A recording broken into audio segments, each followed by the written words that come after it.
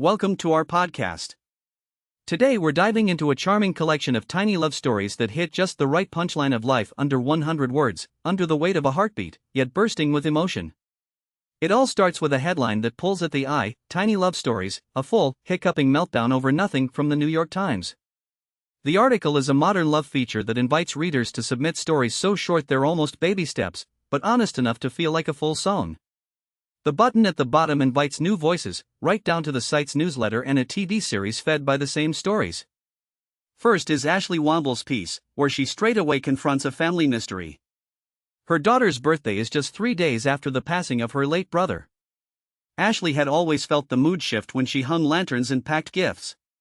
She tries to protect her 6-year-old from the pain of loss, but an odd balance surfaces: while she cannot save her brother's untreated schizophrenia and eventual suicide, she can share love. That promise to pass on love more than grief is what pulls you in. Then the voice of Khan Pandagunta arrives mid-article. He's dragging us straight into an evening where a mother like panic us to a single line, a PMS spiral that feels larger than life, a full, hiccuping meltdown over nothing. The description follows instantly: she is surrounded by 2 friends, pulled out of bed, shoes on feet, and driven to an ice cream stop. They take her to Dolores Park, where they settle in the grass, 2 pints in hand, watching a burnt orange city buzz around them. Their presence proves she's never truly alone, a calm anchor amid the turbulence. Next, a teenager's story. Tiffany Pippins writes about the hazel-eyed, curly-haired boy she's infatuated with in Fifth Servitors. She explains that during a confessional: "A simple "You're like my boy, you don't really see me that way?" Her own unique place in love was scratched. Then, after several years have passed, Tiffany, now in her own girl time, walks along a boardwalk with her girlfriend and sees that same boy again. She clicks them together, and the old hazel eyes glitter, absorbing that she's assimilated her sexuality and identity by then. That small intersection of past and present is a powerful breath. Finally, we hear Virginia Craig's story about the delight of a mother and a newborn. She dreams of stillness with her husband after the baby's birth, only to be interrupted by her own mother dropping in with banana pancakes and a little syrup. Virginia, humorously, can only eat them handheld while keeping her baby in the other. She whirled off for the park, chasing a hat, and her mother's laugh touches her: "Did you put sunscreen on?"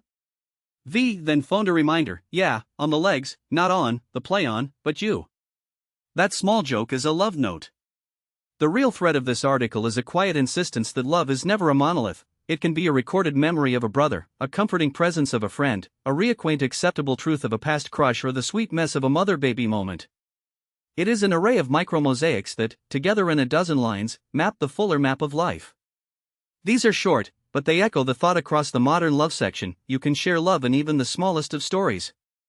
To wrap up, the article reminds us where we can find the rest: the NYT Modern Love website, eye-catching newsletters, or its tastefully curated books, Modern Love and Tiny Love Stories.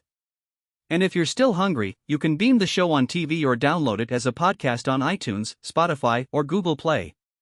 That's what we're talking about. Thank you for being a part of this literary little trip. Hope you found a new way to see how love can be this tiny, trembling, and exhilarating line or two. Stay tuned for more stories, and until we meet again, keep that love slipping into conversation, even in the most compact sizes. Bye for now.